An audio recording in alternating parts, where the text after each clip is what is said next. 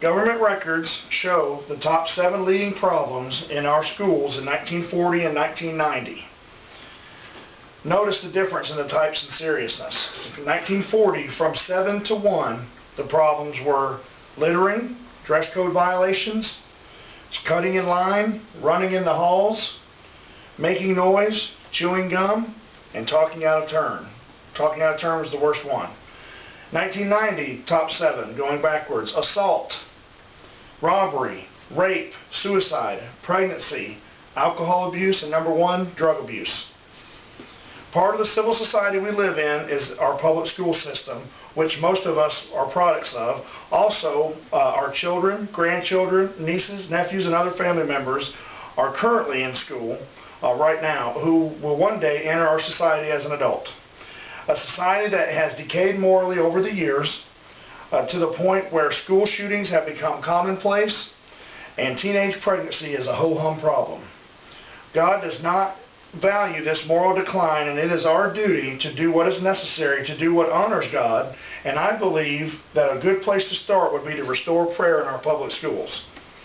As a teacher of 1st through 5th grade boys in a church setting, most of which were educated in public schools, I can see evidence of a moral decline, particularly in our outreach kids, even at that young of an age. However, I can also see how a God-centered approach, which includes prayer, has a positive impact on these children's lives.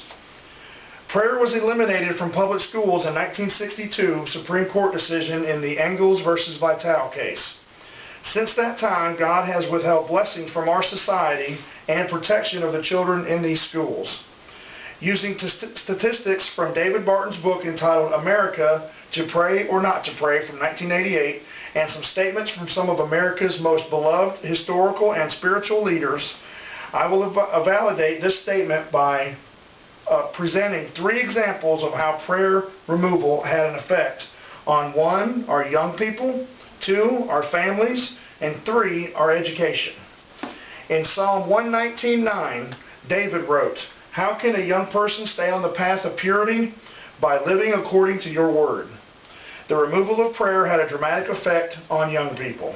During the 15 years before 1962, pregnancy in girls aged 15 to 19 years old was no more than 15 per 1,000, or 1.5%.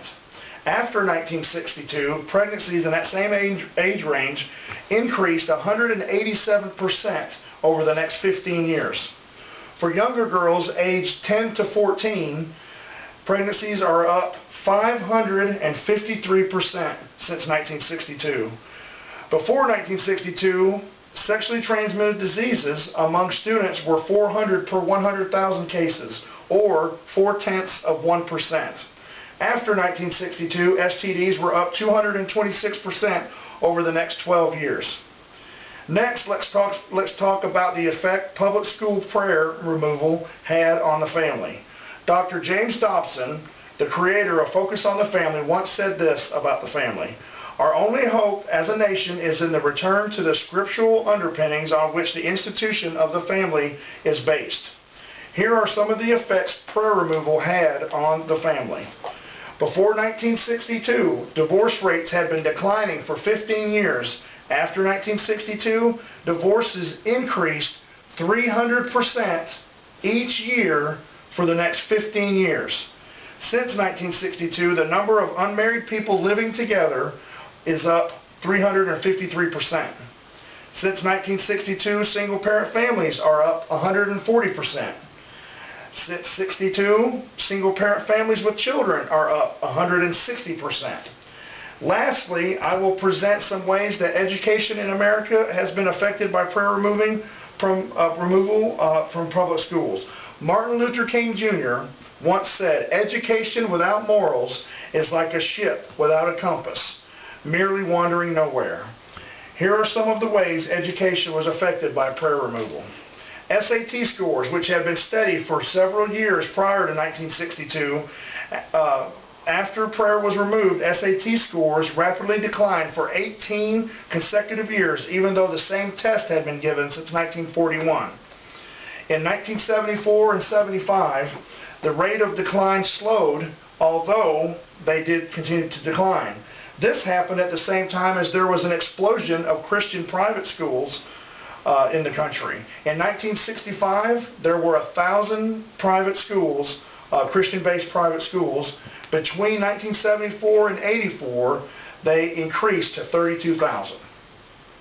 Of the nation's top academic scholars, 3 times as many come from Christian private schools, which operate on 1/3 of the funds that do public schools. As you can see, the removal of prayer from public schools in America has had a dramatic effect on aspects of our society. While there could be several reasons for shifts in trends from year to year, I think the results of prayer removal had on young people, families, and education is undeniable. In short, it is past time to demand that our political leaders do everything they can on the local, state, and national levels to return prayer to our public schools.